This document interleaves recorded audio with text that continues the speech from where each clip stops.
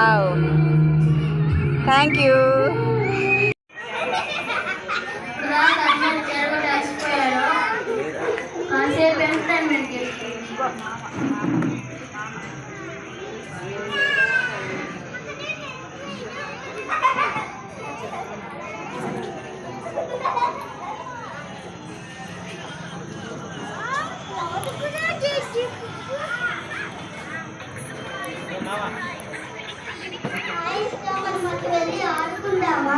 సరే ఓకే, మనం ఆడుకుందాం కదా.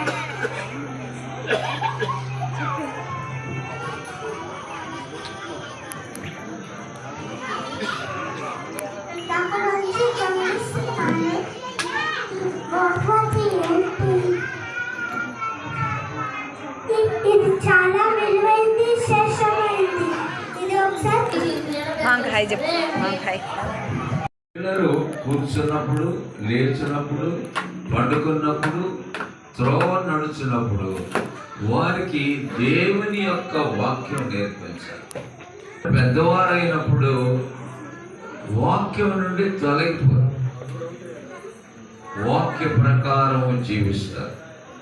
కనుక తల్లిదండ్రులమైన మనము మన పిల్లలకు దేవుని వాక్యం నేర్పించుకోవాలి. 10 ఆజ్ఞలు నేర్పించుకోవాలి, పరలోక ప్రార్థన నేర్పించుకోవాలి, 23వ కీర్తన నేర్పించుకోవాలి. యెహోవా నా కాపరి, నాకు లేమి కలగదు. ధన్యతలు యేసు ప్రభు మత్తయి సువార్త 5వ అధ్యాయంలో చెప్పిన ఆ కొండ మీద ప్రసంగంలో ఉన్న ధన్యతలు నేర్పించుకోవాలి. బైబిల్లో ఎన్ని గ్రంథాలు ఉన్నాయో అవి నేర్పించుకోవాలి. ఆదికాండం మొదలుకొని ప్రకటన గ్రంథం వరకు 66 పుస్తకాలు బైబిల్లో ఉన్నాయి. బైబిల్ గ్రంథము 40 మంది దేవుని సేవకుల చేత పరిశుద్ధాత్మ ప్రేరణ వలన రాయబడింది. కనుక మానవాళికి అవసరమైన దేవుని వాక్యం బైబిల్ గ్రంథంలో ఉంది. కనుక పిల్లలకు మనము దేవుని వాక్యం నేర్పించుకోవాలి. వాళ్ళని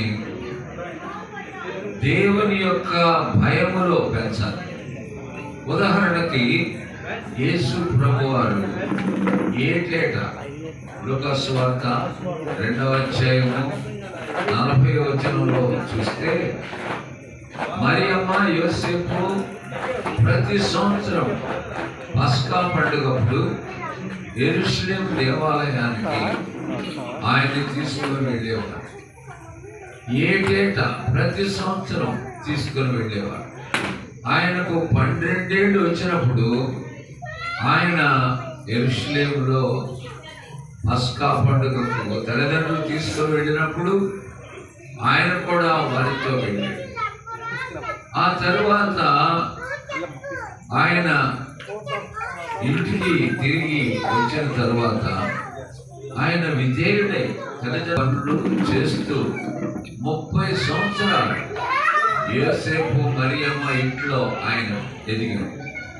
చూడండి, దేవుడు మానవుడై ఆయన ఈ లోకంలో పుట్టిన తర్వాత మరియమ్మ యోసేపుడు ఇంట్లో 30 సంవత్సరాలు.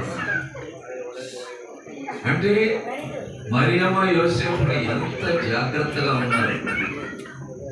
వాళ్ళకు తెలుసు ఆయన దేవుని కుమారుడని, మానవులను వారి పాపం నుండి 1వ అధ్యాయం మత్తయి సువార్త 1వ అధ్యాయము 20వ వచనంలో ఏముందంటే 21వ వచనం చదవండి.